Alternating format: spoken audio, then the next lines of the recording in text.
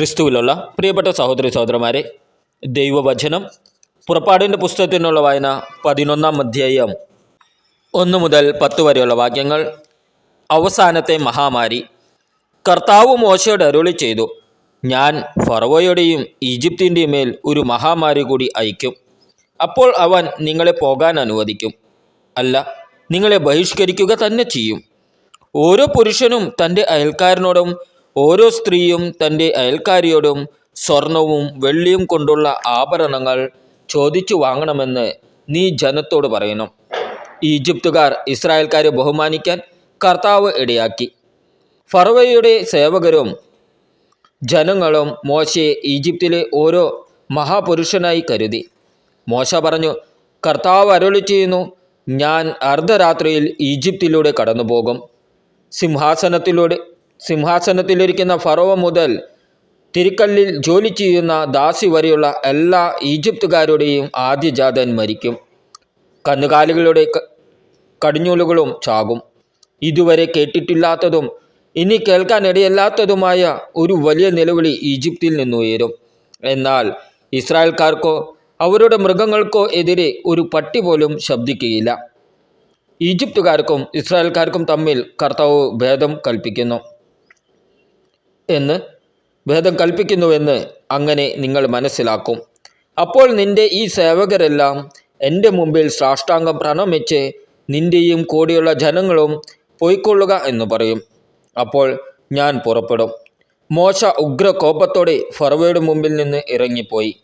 കർത്താവ് മോശയോട് അരുളി ചെയ്തു, ഈജിപ്തിൽ എൻ്റെ അത്ഭുതങ്ങൾ വർദ്ധിക്കാനിടയാവും വിധം ഫറവോ നിങ്ങളുടെ വാക്ക് അവഗണിക്കും. മോശയും അഹരോനും ഫറവോയുടെ സന്നിധിയിൽ ഈ അത്ഭുതങ്ങളെല്ലാം പ്രവർത്തിച്ചു.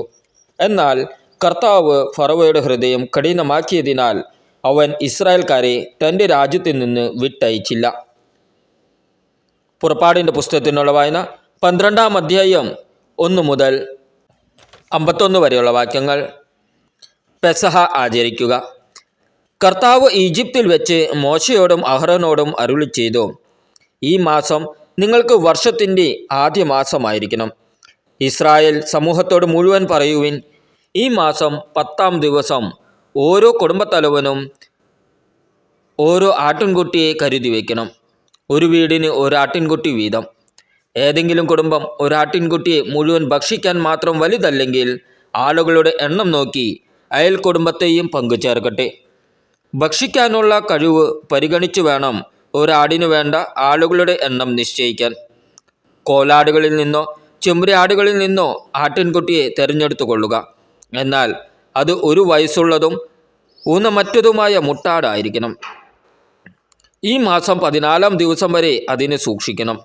ഇസ്രായേൽ സമൂഹം മുഴുവൻ തങ്ങളുടെ ആട്ടിൻകുട്ടികളെ അന്ന് സന്ധ്യയ്ക്ക് കൊല്ലണം. അതിൻ്റെ രക്തത്തിൽ നിന്ന് കുറച്ചെടുത്ത് ആടിനെ ഭക്ഷിക്കാൻ കൂടിയിരിക്കുന്ന വീടിൻ്റെ 2 കട്ടിലകാലുകളിലും മേൽപ്പടിയിലും പുരട്ടണം. അവർ അതിൻ്റെ മാംസം തീയിൽ ചുട്ട് പുളിപ്പില്ലാത്ത അപ്പവും കയ്പുള്ള ഇലകളും കൂട്ടി അന്ന് രാത്രി ഭക്ഷിക്കണം. ചുട്ടല്ലാതെ പച്ചയായോ വെള്ളത്തിൽ വേവിച്ചോ ഭക്ഷിക്കരുത്. അതിന് മുഴുവൻ തലയും കാലും ഉൾഭാഗവും അടക്കം ചുട്ട് ഭക്ഷിക്കണം. പ്രഭാതമാകുമ്പോൾ അതിൽ യാതൊന്നും അവശേഷിക്കരുത്. എന്തെങ്കിലും മിച്ചം വന്നാൽ തീയിൽ ദഹിപ്പിച്ചു കളയണം. ഇപ്രകാരമാണ് അത് ഭക്ഷിക്കേണ്ടത്. അരമുറുക്കി ചെരുപ്പുകൾ അണിഞ്ഞ് വടി കയ്യിലേന്തി തിടുക്കത്തിൽ ഭക്ഷിക്കണം. കാരണം അത് കർത്താവിൻ്റെ പെസഹയാണ്. ആ രാത്രി ഞാൻ ഈജിപ്തിലൂടെ കടന്നു പോകും. ഈജിപ്തിലെ മനുഷ്യരുടെയും മൃഗങ്ങളുടെയും ആദ്യജാതരെയെല്ലാം ഞാൻ സംഹരിക്കും. ഈജിപ്തിലെ ദേവന്മാർക്കെല്ലാം എതിരായി ഞാൻ ശിക്ഷാവിധി നടത്തും. ഞാനാണ് കർത്താവ്. കട്ടിലയിലുള്ള രക്തം നിങ്ങൾ ആ വീട്ടിൽ താമസിക്കുന്നുവെന്നതിൻ്റെ അടയാളമായിരിക്കും. അത് കാണുമ്പോൾ ഞാൻ നിങ്ങളെ കടന്നു പോകും. ഞാൻ ഈജിപ്തിനെ പ്രഹരിക്കുമ്പോൾ ആ ശിക്ഷ നിങ്ങളെ ബാധിക്കുകയില്ല. ഈ ദിവസം നിങ്ങൾക്ക് ഒരു സ്മരണാ ദിനമായിരിക്കട്ടെ. ഇത് തലമുറ തോറും കർത്താവിൻ്റെ തിരുനാളായി നിങ്ങൾ ആചരിക്കണം. ഇത് നിങ്ങൾക്ക് എന്നേക്കും ഒരു കൽപ്പനയായിരിക്കും. പുളിപ്പില്ലാത്ത അപ്പം. നിങ്ങൾ 7 ദിവസം പുളിപ്പില്ലാത്ത അപ്പം ഭക്ഷിക്കണം. 1-ാം ദിവസം തന്നെ നിങ്ങളുടെ വീടുകളിൽ നിന്ന് പുളിമാവ് നീക്കം ചെയ്യണം. 1 മുതൽ 7 വരെയുള്ള ദിവസങ്ങളിൽ ആരെങ്കിലും പുളിച്ച അപ്പം ഭക്ഷിച്ചാൽ അവൻ ഇസ്രായേലിൽ നിന്ന് വിച്ഛേദിക്കപ്പെടണം. 1-ാം ദിവസവും 7-ാം ദിവസവും നിങ്ങൾ വിശുദ്ധ സമ്മേളനം വിളിച്ചു കൂട്ടണം. ആ ദിവസങ്ങളിൽ വേല ചെയ്യരുത്, എന്നാൽ ഭക്ഷിക്കാനുള്ളത് പാകം ചെയ്യാം. പുളിപ്പില്ലാത്ത അപ്പത്തിൻ്റെ തിരുനാൾ നിങ്ങൾ ആചരിക്കണം. കാരണം ഈ ദിവസമാണ് ഞാൻ നിങ്ങളുടെ വ്യൂഹങ്ങളെ ഈജിപ്തിൽ നിന്ന് പുറത്തു കൊണ്ടുവന്നത്. നിങ്ങൾ തലമുറ തോറും ഈ ദിവസം ആചരിക്കണം. ഇത് എന്നേക്കുമുള്ള കൽപ്പനയാണ്. ആദ്യ മാസത്തിലെ 14-ാം ദിവസം സന്ധ്യ മുതൽ 21-ാം ദിവസം സന്ധ്യ വരെ നിങ്ങൾ പുളിപ്പില്ലാത്ത അപ്പം ഭക്ഷിക്കണം. നിങ്ങളുടെ വീടുകളിൽ 7 ദിവസത്തേക്ക് പുളിമാവ് കാണരുത്. ആരെങ്കിലും പുളിപ്പുള്ള അപ്പം ഭക്ഷിച്ചാൽ അവൻ വിദേശിയോ സ്വദേശിയോ ആകട്ടെ, ഇസ്രായേൽ സമൂഹത്തിൽ നിന്ന് വിച്ഛേദിക്കപ്പെടണം. പുളിപ്പിച്ച യാതൊന്നും നിങ്ങൾ ഭക്ഷിക്കരുത്. നിങ്ങൾ വസിക്കുന്നിടത്തെല്ലാം പുളിപ്പില്ലാത്ത അപ്പം മാത്രമേ ഭക്ഷിക്കാവൂ. ആദ്യത്തെ പെസഹ. മോശ ഇസ്രായേൽ ശ്രേഷ്ഠന്മാരെ വിളിച്ചു പറഞ്ഞു, കുടുംബങ്ങളുടെ കണക്കനുസരിച്ച് നിങ്ങൾ പെസഹ ആട്ടിൻകുട്ടികളെ തിരഞ്ഞെടുത്ത് കൊല്ലുവിൻ. പാത്രത്തിലുള്ള രക്തത്തിൽ ഹിസോപ്പ് കൊമ്പ് മുക്കി 2 കട്ടിലക്കാലുകളിലും മേൽപ്പടിയിലും തളിക്കുവിൻ. പ്രഭാതമാകുന്നതുവരെ ആരും വീട്ടിന് പുറത്തു പോകരുത്. എന്തെന്നാൽ ഈജിപ്തുകാരെ സംഹരിക്കുന്നതിന് വേണ്ടി കർത്താവ് കടന്നു പോകും. എന്നാൽ നിങ്ങളുടെ മേൽപ്പടിയിലും 2 കട്ടിലക്കാലുകളിലും രക്തം കാണുമ്പോൾ കർത്താവ് നിങ്ങളുടെ വാതിൽ പിന്നിട്ട് കടന്നു പോകും. സംഹാരദൂതൻ നിങ്ങളുടെ വീടുകളിൽ പ്രവേശിച്ച് നിങ്ങളെ വധിക്കാൻ അവിടുന്ന് അനുവദിക്കുകയില്ല. ഇത് നിങ്ങളും നിങ്ങളുടെ സന്തതികൾക്കും എക്കാലം ഒരു കൽപ്പനയായിരിക്കണം. കർത്താവ് തൻ്റെ വാഗ്ദാനമനുസരിച്ച് നിങ്ങൾക്ക് തരുന്ന സ്ഥലത്ത് ചെന്ന് ചേരുന്നതിന് ശേഷവും ഈ കർമ്മം ആചരിക്കണം. ഇതിൻ്റെ അർത്ഥം എന്താണെന്ന് നിങ്ങളുടെ മക്കൾ ചോദിക്കുമ്പോൾ പറയണം, ഇത് കർത്താവിന് അർപ്പിക്കുന്ന പെസഹ ബലിയാണ്. അവിടുന്ന് ഈജിപ്തിലുണ്ടായിരുന്ന ഇസ്രായേൽക്കാരുടെ ഭവനങ്ങൾ കടന്നുപോയി. ഈജിപ്തുകാരെ സംഹരിച്ചപ്പോൾ അവിടുന്ന് ഇസ്രായേൽക്കാരെ രക്ഷിച്ചു. അപ്പോൾ ജനം കുമ്പിട്ട് ദൈവത്തെ ആരാധിച്ചു. അനന്തരം ഇസ്രായേൽക്കാർ അവിടം വിട്ടുപോയി. കർത്താവ് മോശയോടും അഹരോനോടും കൽപ്പിച്ചതുപോലെ ജനം പ്രവർത്തിച്ചു. ആദ്യജാതർ വധിക്കപ്പെടുന്നു. സിംഹാസനത്തിലിരുന്ന ഫറവോ മുതൽ കാരാഗൃഹത്തിൽ കഴിഞ്ഞിരുന്ന തടവുകാരൻ വരെ ഈജിപ്തിലുണ്ടായിരുന്ന എല്ലാവരുടെയും ആദ്യജാതരെ അർദ്ധരാത്രിയിൽ കർത്താവ് സംഹരിച്ചു. കന്നുകാലികളുടെ കടിഞ്ഞൂലുകളും കൊല്ലപ്പെട്ടു. ഫറവോയും അവൻ്റെ സേവകരും ഈജിപ്തുകാർ മുഴുവനും രാത്രിയിൽ ഉണർന്നു. ഈജിപ്തിൽ നിന്ന് വലിയ നിലവിളി ഉയർന്നു വന്നു. കാരണം ഒരാളെങ്കിലും മരിക്കാത്തതായി ഒരു വീടും അവിടെ ഉണ്ടായിരുന്നില്ല. ഫറവോ രാത്രിയിൽ തന്നെ മോശയെയും അഹരോനെയും വിളിച്ചു പറഞ്ഞു, നിങ്ങൾ എൻ്റെ ജനത്തിൻ്റെ ഇടയിൽ നിന്ന് പോകുവിൻ. നിങ്ങളും ഇസ്രായേൽക്കാർ മുഴുവനും നിങ്ങൾ പറഞ്ഞതുപോലെ പോയി കർത്താവിനെ ആരാധിക്കുവിൻ. നിങ്ങൾ ആവശ്യപ്പെട്ടതുപോലെ നിങ്ങളുടെ ആടുമാടുകളെയും കൊണ്ടുപോകുവിൻ. എന്നെ അനുഗ്രഹിക്കുകയും ചെയ്യുവിൻ. കഴിവതും വേഗം രാജ്യത്തിന് പുറത്തു കടക്കാൻ ഈജിപ്തുകാർ ജനത്തെ നിർബന്ധിച്ചു. അവർ പറഞ്ഞു, ഞങ്ങൾ മരിച്ചുകൊണ്ടിരിക്കുകയാണ്. കുഴച്ച മാവ് പുളിപ്പിക്കുന്നതിന് മുമ്പ് തന്നെ പാത്രത്തോടെ എടുത്ത് ജനം തങ്ങളുടെ തോൾമുണ്ടിൽ പൊതിഞ്ഞു. മോശ പറഞ്ഞതുപോലെ ഇസ്രായേൽക്കാർ പ്രവർത്തിച്ചു. അവർ ഈജിപ്തുകാരോട് പൊന്നും വെള്ളിയും കൊണ്ടുള്ള ആഭരണങ്ങളും വസ്ത്രങ്ങളും ചോദിച്ചു. കർത്താവ് ഈജിപ്തുകാർക്ക് ഇസ്രായേൽക്കാരോട് ആദരം തോന്നിച്ചതിനാൽ അവർ ചോദിച്ചതൊക്കെ ഈജിപ്തുകാർ കൊടുത്തു. അങ്ങനെ അവർ ഈജിപ്തുകാരെ കൊള്ളയടിച്ചു. ഇസ്രായേൽക്കാർ പുറപ്പെടുന്നു. ഇസ്രായേൽക്കാർ രമേസിൽ നിന്നുള്ള സുക്കോത്തിലേക്ക് കാൽനടയായി യാത്ര തിരിച്ചു. അവർ സ്ത്രീകളെയും കുട്ടികളെയും കൂടാതെ ഏകദേശം 6 ലക്ഷം പുരുഷന്മാരുണ്ടായിരുന്നു. ഇതര വിഭാഗത്തിൽപ്പെട്ട വലിയൊരു ജനസമൂഹവും അവരോടൊപ്പം പുറപ്പെട്ടു. വളരെ ആടുകളും കന്നുകാലികളും അവരോടുകൂടി ഉണ്ടായിരുന്നു. ഈജിപ്തിൽ നിന്ന് കൊണ്ടുപോന്ന മാവ് പുളിപ്പിക്കാത്തതായിരുന്നതിനാൽ അവർ പുളിപ്പില്ലാത്ത അപ്പം ചുട്ടു. തിടുക്കത്തിൽ പുറത്താക്കപ്പെട്ടതിനാൽ യാത്രയ്ക്കായി ആഹാരമൊരുക്കാൻ അവർക്ക് സമയം ലഭിച്ചില്ല. ഇസ്രായേൽക്കാരുടെ ഈജിപ്തിലെ വാസക്കാലം 430 വർഷമായിരുന്നു. 430 വത്സരം പൂർത്തിയായ അന്ന് തന്നെ കർത്താവിൻ്റെ ജനസമൂഹം മുഴുവൻ ഈജിപ്തിൽ നിന്ന് പുറപ്പെട്ടു. അവരെ ഈജിപ്തിൽ നിന്ന് പുറത്തു കൊണ്ടുവരാൻ വേണ്ടി കർത്താവ് ജാഗ്രതായി വർത്തിച്ച രാത്രിയാണത്. അക്കാരണത്താൽ തലമുറ തോറും ഇസ്രായേൽക്കാർ ഉറക്കമൊളിച്ചിരുന്ന് ആ രാത്രി കർത്താവിൻ്റെ ബഹുമാനാർത്ഥം ആചരിക്കണം. പെസഹ ആചരിക്കേണ്ട വിധം. കർത്താവ് മോശയോടും അഹ്റോനോടും അരുളി ചെയ്തു, പെസഹ ആചരിക്കേണ്ട ചട്ടം ഇതാണ്: പരദേശിയായ ഒരുവനും പെസഹ ഭക്ഷിക്കരുത്. എന്നാൽ വിലയ്ക്ക് വാങ്ങപ്പെട്ട അടിമ പരിച്ഛേദിതനെങ്കിൽ അവന് ഭക്ഷിക്കാം. പരദേശിയും കൂലിക്കാരനും അത് ഭക്ഷിക്കരുത്. പാകം ചെയ്ത വീട്ടിൽ വച്ച് തന്നെ പെസഹ ഭക്ഷിക്കണം. മാംസത്തിൽ നിന്ന് അല്പം പോലും പുറത്തു കൊണ്ടുപോകരുത്. ആടിൻ്റെ അസ്ഥിയൊന്നും ഒടിക്കുകയും അരുത്. ഇസ്രായേൽ സമൂഹം മുഴുവൻ അത് ആചരിക്കണം. നിങ്ങളുടെ ഇടയിൽ പാർക്കുന്ന പരദേശി കർത്താവിൻ്റെ പെസഹ ആചരിക്കാൻ ആഗ്രഹിക്കുന്നെങ്കിൽ അവൻ്റെ വീട്ടിലുള്ള പുരുഷന്മാരെല്ലാവരും പരിച്ഛേദനം സ്വീകരിക്കണം. അതിനുശേഷം പെസഹ ആചരിക്കാം. അപ്പോൾ അവൻ സ്വദേശി പോലെയാണ്. അപരിചിതരാരും പെസഹ ഭക്ഷിക്കരുത്. സ്വദേശിക്കും നിങ്ങളുടെ ഇടയിൽ പാർക്കുന്ന പരദേശിക്കും ഒരു നിയമമേ ഉണ്ടാകാവൂ. ഇസ്രായേൽക്കാർ എല്ലാവരും അപ്രകാരം പ്രവർത്തിച്ചു. കർത്താവ് മോശയോടും അഹ്റോനോടും പറഞ്ഞതുപോലെ അവർ ചെയ്തു. ആ ദിവസം തന്നെ കർത്താവ് ഇസ്രായേൽ ജനത്തെ നിരനിരയായി ഈജിപ്തിൽ നിന്ന് പുറത്തേക്ക് കൊണ്ടുവന്നു. 13-ാം അധ്യായം 1-22 വരെയുള്ള വാക്യങ്ങൾ. ആദ്യജാതർ ദൈവത്തിന്. കർത്താവ് മോശയോട് കൽപ്പിച്ചു, ഇസ്രായേലിലെ ആദ്യജാതരെയെല്ലാം എനിക്കായി സമർപ്പിക്കുക. മനുഷ്യരുടെയും മൃഗങ്ങളുടെയും കടിഞ്ഞൂലുകൾ എനിക്കുള്ളതാണ്. പുളിപ്പില്ലാത്ത അപ്പത്തിൻ്റെ തിരുനാൾ. മോശ ജനത്തോട് പറഞ്ഞു, അടിമത്തത്തിൻ്റെ നാടായ ഈജിപ്തിൽ നിന്ന് പുറത്തു വന്ന ഈ ദിവസം നിങ്ങൾ അനുസ്മരിക്കണം. കർത്താവാണ് തൻ്റെ ശക്തമായ കരത്താൽ നിങ്ങളെ അവിടെ നിന്ന് മോചിപ്പിച്ചത്. ഈ ദിവസം ആരും പുളിപ്പുള്ള അപ്പം ഭക്ഷിക്കരുത്. ആബീബ് മാസത്തിലെ ഈ ദിവസമാണ് നിങ്ങൾ പുറപ്പെട്ടത്. കാനാന്യർ, ഹിത്യർ, അമോര്യർ, ഹിവ്യർ, ജബൂസ്യർ എന്നിവരുടെ നാട്ടിലേക്ക് നിങ്ങൾക്ക് നൽകാമെന്ന് കർത്താവ് നിങ്ങളുടെ പിതാക്കന്മാരോട് വാഗ്ദാനം ചെയ്ത തേനും പാലും ഒഴുകുന്ന ദേശത്തേക്ക് അവിടുന്ന് നിങ്ങളെ പ്രവേശിപ്പിച്ച് കഴിയുമ്പോൾ ഈ മാസത്തിൽ ഈ കർമ്മം നിങ്ങൾ അനുഷ്ഠിക്കണം. നിങ്ങൾ 7 ദിവസത്തേക്ക് പുളിപ്പില്ലാത്ത അപ്പം ഭക്ഷിക്കണം. 7-ാം ദിവസം കർത്താവിൻ്റെ തിരുനാളായി ആചരിക്കണം. 7 ദിവസത്തേക്ക് പുളിപ്പില്ലാത്ത അപ്പമേ ഭക്ഷിക്കാവൂ. പുളിപ്പുള്ള അപ്പം നിങ്ങളുടെ പക്കൽ കാണരുത്. പുളിമാവ് നിങ്ങളുടെ നാട്ടിലെങ്ങും ഉണ്ടായിരിക്കരുത്. ആ ദിവസം നിന്റെ മകനോട് പറയണം, ഈജിപ്തിൽ നിന്ന് ഞാൻ പുറത്തു പോന്നപ്പോൾ കർത്താവ് എനിക്ക് വേണ്ടി പ്രവർത്തിച്ചതിൻ്റെ ഓർമ്മയ്ക്കായിട്ടാണ് ഇത് നിന്റെ ഭുജത്തിൽ ഒരടയാളവും നെറ്റിയിൽ ഒരു സ്മാരകവുമെന്ന പോലെ ആയിരിക്കണം. അങ്ങനെ കർത്താവിൻ്റെ നിയമം എപ്പോഴും നിന്റെ അധരങ്ങളിൽ ഉണ്ടായിരിക്കട്ടെ.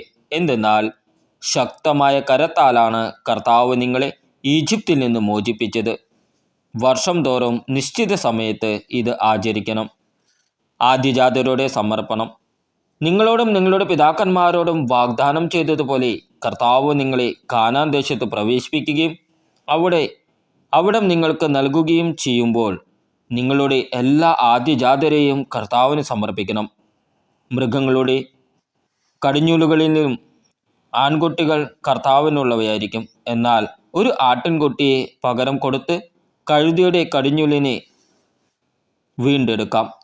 വീണ്ടെടുക്കുന്നില്ലെങ്കിൽ അതിൻ്റെ കഴുത്ത് ഞെരിച്ചു കൊന്നു കളയണം. നിങ്ങളുടെ മക്കളിൽ ആദ്യജാതരെയെല്ലാം വീണ്ടെടുക്കണം. ഇതിൻ്റെ അർത്ഥമെന്താണെന്ന് പിൽക്കാലത്ത് നിന്റെ മകൻ ചോദിച്ചാൽ നീ പറയണം, അടിമത്തത്തിൻ്റെ നാടായ ഈജിപ്തിൽ നിന്ന് കർത്താവ് തൻ്റെ ശക്തമായ കരത്താൽ നമ്മെ മോചിപ്പിച്ചു. നമ്മെ വിട്ടയക്കാൻ ഫറവോ വിസമ്മതിച്ചപ്പോൾ ഈജിപ്തിലെ ആദ്യജാതരെ, മനുഷ്യരുടെയും മൃഗങ്ങളുടെയും കടിഞ്ഞൂലുകളെയെല്ലാം കർത്താവ് സംഹരിച്ചു. അതിനാലാണ് മൃഗങ്ങളുടെ കടിഞ്ഞൂലുകളിൽ ആൺകുട്ടികളെയെല്ലാം ഞാൻ കർത്താവിന് ബലിയർപ്പിക്കുന്നത്. എന്നാൽ എൻ്റെ കടിഞ്ഞൂൽ പുത്രന്മാരെ ഞാൻ വീണ്ടെടുക്കുന്നു. ഇത് നിന്റെ ഭുജത്തിൽ ഒരടയാളവും നെറ്റിയിൽ ഒരു സ്മാരകവും എന്ന പോലെ ആയിരിക്കണം. എന്തെന്നാൽ തൻ്റെ ശക്തമായ കരത്താൽ കർത്താവ് നമ്മെ ഈജിപ്തിൽ നിന്ന് പുറത്തേക്ക് കൊണ്ടുവന്നു. മേഘസ്തംഭവും അഗ്നിസ്തംഭവും. ഫറവോ ജനത്തെ വിട്ടയച്ചപ്പോൾ ഫിലിസ്ത്യരുടെ ദേശത്തു കൂടിയുള്ള വഴിയായിരുന്നു എളുപ്പമെങ്കിലും അതിലല്ല ദൈവം അവരെ നയിച്ചത്. കാരണം യുദ്ധം ചെയ്യേണ്ടി വരുമോ എന്ന് ഭയപ്പെട്ട് മനസ്സ് മാറി ജനം ഈജിപ്തിലേക്ക് മടങ്ങിയേക്കുമെന്ന് അവിടുന്ന് വിചാരിച്ചു. ദൈവം ജനത്തെ മരുഭൂമിയിലുള്ള വഴിയിലേക്ക് തിരിച്ചുവിട്ട് ചെങ്കടലിനു നേരെ നയിച്ചു. അവർ ഈജിപ്തിൽ നിന്ന് പുറത്തേക്ക് പോയത് ആയുധധാരികളായിട്ടാണ്.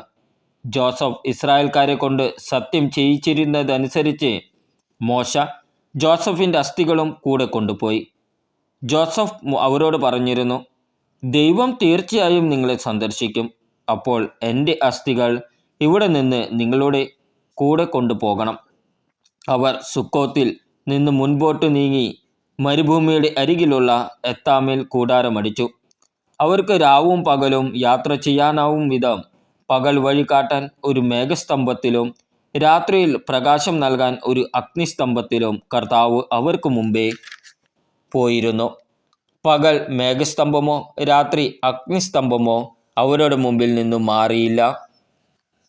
പുറപ്പാടിൻ്റെ പുസ്തകത്തിനുള്ള വായന 14-ാം അധ്യായം 1 മുതൽ 31 വരെയുള്ള വാക്യങ്ങൾ. ചെങ്കടൽ കടക്കുന്നു.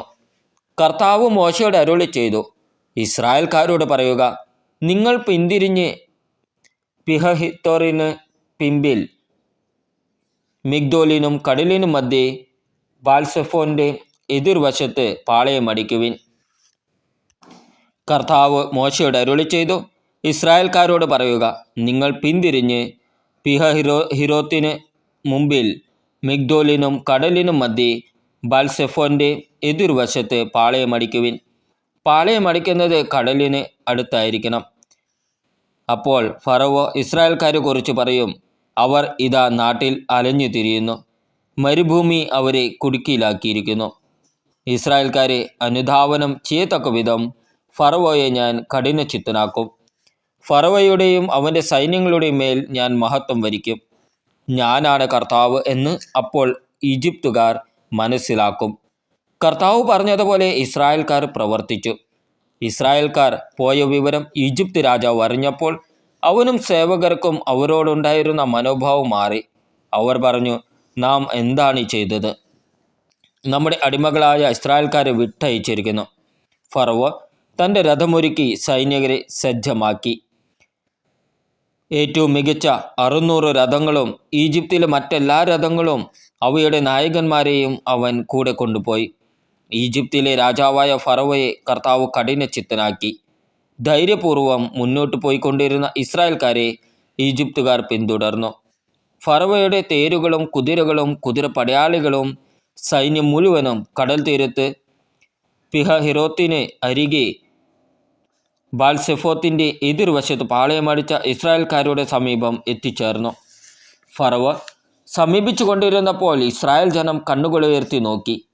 തങ്ങളെ പിന്തുടർന്ന് ഈജിപ്തുകാരെ അവർ കണ്ടു. ഭയവിഹ്വലരായ ഇസ്രായേൽക്കാർ കർത്താവിനെ വിളിച്ചു പ്രാർത്ഥിച്ചു. അവർ മോശയോട് ചോദിച്ചു, ഈജിപ്തിൽ ശവക്കുഴികളില്ലാഞ്ഞിട്ടാണോ നീ ഞങ്ങളെ മരുഭൂമിയിൽ കിടന്ന് മരിക്കാൻ കൂട്ടിക്കൊണ്ടുവന്നിരിക്കുന്നത്? നീ എന്താണ് ഞങ്ങളോട് ചെയ്തിരിക്കുന്നത്?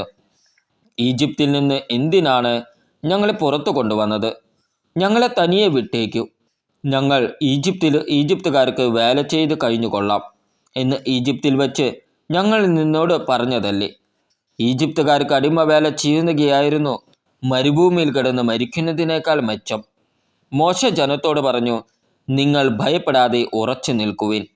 നിങ്ങൾക്ക് വേണ്ടി ഇന്ന് കർത്താവ് ചെയ്യാൻ പോകുന്ന രക്ഷാകൃത്യം നിങ്ങൾ കാണും.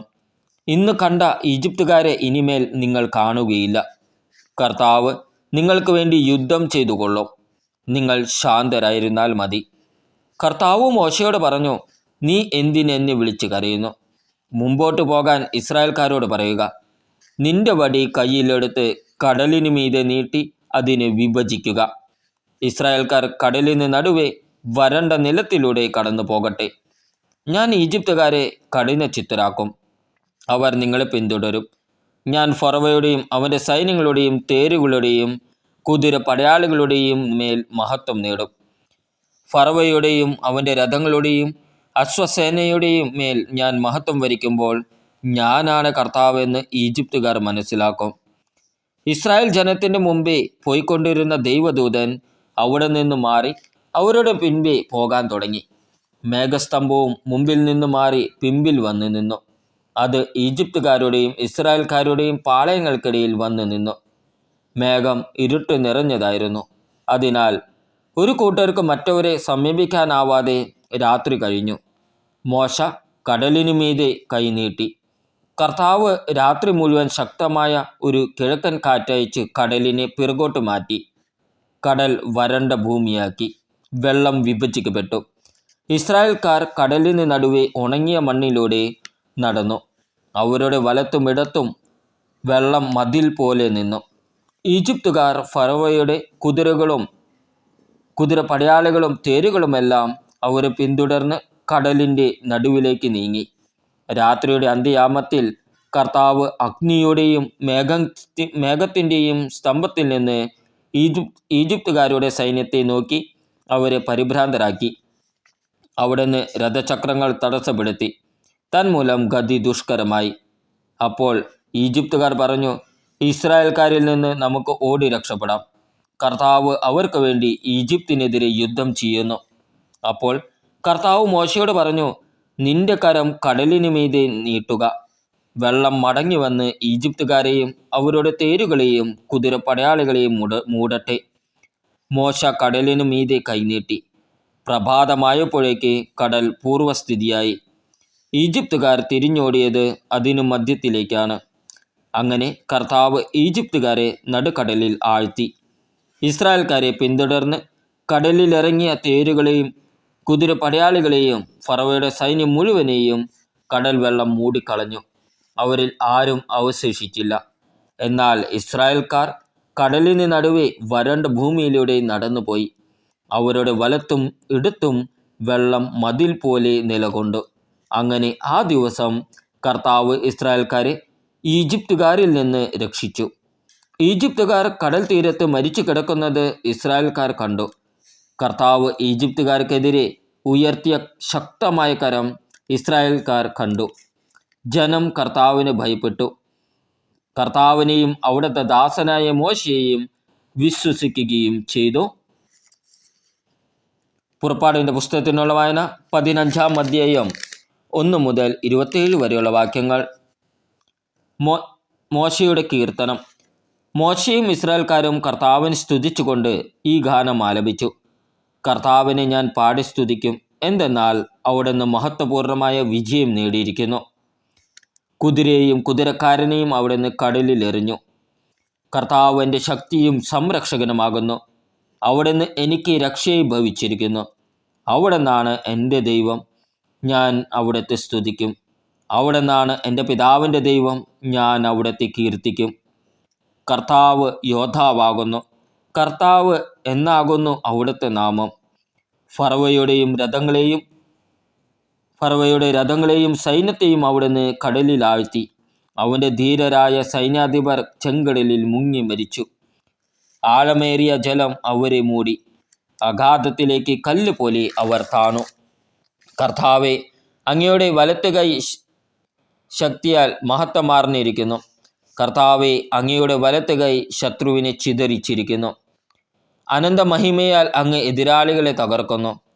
കോപാഗ്നി അയച്ച് വൈക്കോലെന്ന പോലെ അവരെ ദഹിപ്പിക്കുന്നു. അങ്ങയുടെ നിശ്വാസത്താൽ ജലം കുന്നുകൂടി. പ്രവാഹങ്ങൾ നിശ്ചലമായി. കടലിൻ്റെ ആഴങ്ങൾ ഉറഞ്ഞു കട്ടയായി. ശത്രു പറഞ്ഞു, ഞാൻ അവരെ പിന്തുടർന്ന് പിടികൂടും. അവരുടെ വസ്തുക്കൾ ഞാൻ കൊള്ളയടിച്ച് പങ്കുവയ്ക്കും. എൻ്റെ അഭിലാഷം ഞാൻ പൂർത്തിയാക്കും. ഞാൻ വാളൂരും. എൻ്റെ കരം അവരെ സംഹരിക്കും. നിന്റെ കാറ്റ് നീ വീശി. കടൽ അവരെ മൂടി. ഈയക്കട്ടകൾ പോലെ അവർ ആഴിയുടെ ആഴത്തിലേക്ക് താന്നു. കർത്താവെ, ദേവന്മാരിൽ അങ്ങയ്ക്ക് തുല്യനായി ആരുണ്ട്? കർത്താവെ, വിശുദ്ധിയാൽ മഹത്വപൂർണനും ശക്തമായ പ്രവർത്തനങ്ങളിൽ ഭീതിതനും അത്ഭുതങ്ങൾ പ്രവർത്തിക്കുന്നവനുമായ അങ്ങയ്ക്ക് തുല്യനായി ആരുണ്ട്? അങ്ങ് വലത്തുകൈ നീട്ടി ഭൂമി അവരെ വിഴുങ്ങി. അങ്ങ് വീണ്ടെടുത്ത ജനത്തെ കാരുണ്യത്തോടെ അങ്ങ് നയിച്ചു. അങ്ങയുടെ വിശുദ്ധ വസതിയിലേക്ക് ശക്തിയാൽ അവിടുന്ന് അവരെ നയിച്ചു. ഇത് കേട്ട ജനതകൾ ഭയന്നു വിറച്ചു. ഫിലിസ്ത്യർ ആകുലരായി. ഏദോം പ്രഭുക്കന്മാർ പരിഭ്രാന്തരായി. മോവാബിലെ പ്രബലന്മാർ കിടിലം കൊണ്ടു. കാനാൻ നിവാസികൾ മൃതപ്രായരായി. അങ്ങയുടെ ജനം കടന്നു പോകുന്നതുവരെ, കർത്താവെ, അങ്ങ് വീണ്ടെടുത്ത ജനം കടന്നു പോകുന്നതുവരെ ഭീതിയും പരിഭ്രാന്തിയും അവരെ കീഴ്പ്പെടുത്തുന്നു. അങ്ങയുടെ കരത്തിൻ്റെ ശക്തി അവരെ ശിലാതുല്യം നിശ്ചലരാക്കിയിരിക്കുന്നു. കർത്താവെ, അങ്ങ് അവരെ കൊണ്ട് അങ്ങയുടെ വിശുദ്ധ മലയിൽ അങ്ങയ്ക്ക് വസിക്കാനായി ഒരുക്കിയിരിക്കുന്ന സ്ഥലത്ത് അങ്ങയുടെ കരങ്ങൾ സ്ഥാപിച്ച വിശുദ്ധ മന്ദിരത്തിൽ അവരെ നട്ടുപിടിപ്പിക്കും. കർത്താവ് എന്നേക്കും രാജാവായി ഭരിക്കും. ഫറവയുടെ കുതിരകൾ തേരുകളോടും പടയാളികളോടും ഒന്നിച്ച് കടലിലേക്ക് ഇറങ്ങിച്ചെന്നപ്പോൾ കർത്താവ് കടൽ വെള്ളം അവരുടെ മേൽ തിരികെ പായിച്ചു. എന്നാൽ ഇസ്രായേൽ ജനം കടലിൻ്റെ നടുവെ വരണ്ട ഭൂമിയിലൂടെ കടന്നുപോയി. അപ്പോൾ പ്രവാചികയും അഹ്റോൻ്റെ സഹോദരിയുമായ മിരിയാം തപ്പു കയ്യിലെടുത്ത്, സ്ത്രീകളെല്ലാവരും തപ്പുകളെടുത്ത് നൃത്തം ചെയ്തുകൊണ്ട് അവളെ അനുഗമിച്ചു. മിരിയാം അവർക്ക് പാടിക്കൊടുത്തു, കർത്താവിനെ പാടി സ്തുതിക്കുവിൻ, എന്തെന്നാൽ അവിടുന്ന് മഹത്വപൂർണമായ വിജയം നേടിയിരിക്കുന്നു. കുതിരയെയും കുതിരക്കാരനെയും അവിടുന്ന് കടലിലെറിഞ്ഞു. മാറായിലെ ജലം. മോശ ഇസ്രായേൽക്കാരെ ചെങ്കടലിൽ നിന്ന് മുമ്പോട്ട് നയിച്ചു. അവർ ഷൂർ മരുഭൂമിയിൽ പ്രവേശിച്ചു. മരുഭൂമിയിലൂടെ 3 ദിവസം യാത്ര ചെയ്തിട്ടും ഒരിടത്തും വെള്ളം കണ്ടെത്തിയില്ല. അവർ മാറ എന്ന സ്ഥലത്ത് വന്നു ചേർന്നു. അവിടുത്തെ വെള്ളം അവർക്ക് കുടിക്കാൻ കഴിഞ്ഞില്ല. അത് കയ്പുള്ളതായിരുന്നു. അക്കാരണത്താൽ ആ സ്ഥലത്തിന് മാറ എന്നു പേരു നൽകപ്പെട്ടു. ജനം മോശയ്ക്കെതിരെ പിറുപിറുത്തു, ഞങ്ങൾ എന്തു കുടിക്കും? അവൻ കർത്താവിനെ വിളിച്ചപേക്ഷിച്ചു. അവിടുന്ന് അവന് ഒരു തടി കഷ്ണം കാണിച്ചു കൊടുത്തു. അത് വെള്ളത്തിലിട്ടപ്പോൾ വെള്ളം മധുരിച്ചു. അവിടെ വെച്ച് അവിടുന്ന് അവർക്ക് ഒരു നിയമം നൽകി. അവിടുന്ന് അവരെ പരീക്ഷിച്ചു. അവിടുന്ന് അരുളി ചെയ്തു, നീ നിന്റെ ദൈവമായ കർത്താവിൻ്റെ സ്വരം ശ്രദ്ധാപൂർവം ശ്രവിക്കുകയും അവിടുത്തെ ദൃഷ്ടിയിൽ ശരിയായത് പ്രവർത്തിക്കുകയും അവിടുത്തെ കൽപ്പനകൾ അനുസരിക്കുകയും ചട്ടങ്ങൾ പാലിക്കുകയും ചെയ്താൽ ഞാൻ ഈജിപ്തുകാരുടെ മേൽ വരുത്തിയ മഹാമാരികളിലൊന്നും നിന്റെ മേൽ വരുത്തുകയില്ല. ഞാൻ നിന്നെ സുഖപ്പെടുത്തുന്ന കർത്താവാണ്. അതിനുശേഷം അവർ ഏലീം ദേശത്തേക്ക് വന്നു. അവിടെ 12 നീരുറവകളും 80 ഈന്തപ്പനകളും ഉണ്ടായിരുന്നു. അവിടെ ജലാശയത്തിന് സമീപം അവർ പാളയമടിച്ചു. നമ്മുടെ കർത്താവായ ഈശോ മിശിഹായ്ക്ക് സ്തുതി.